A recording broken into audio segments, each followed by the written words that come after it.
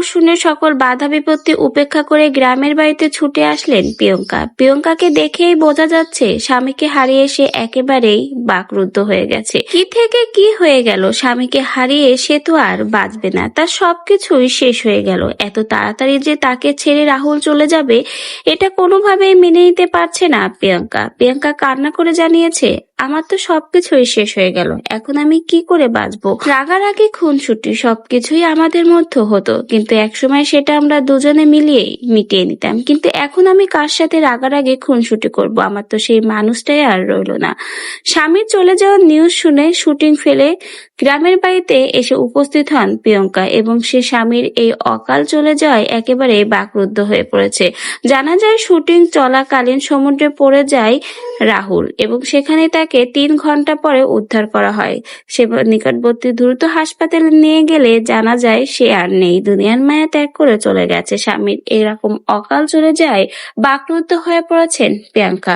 ছুটে যায় গ্রামের বাড়িতে এক পলক স্বামীকে দেখার জন্য।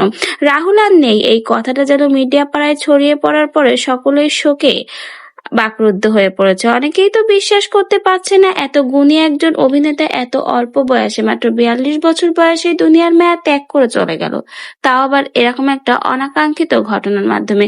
শুটিং চলাকালীন সমুদ্রে পড়ে যায়, 3 ঘন্টা পরে তাকে উদ্ধার করে নিকটবর্তী হাসপাতালে নিয়ে গেলে জানা যায় সে আর নেই।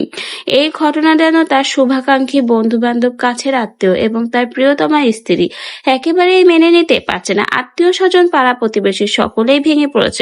সকলেই তার পরিবারের পাশে এসে দাঁড়িয়েছে, তাদেরকে সাপোর্ট দিয়েছে, কিন্তু যে চলে যাবার সে চলে গেছে, আর কখনোই ফিরে আসবে না। প্রিয়ঙ্কা বারবার কান্না করে একটা কথাই বলেছে, এখন আমাকে ভেঙে পড়লে চলবে না, আমার সন্তান এবং আমার পরিবারের জন্য আমাকে স্ট্রং থাকতে হবে, আমাকে ঘুরে দাঁড়াতে হবে।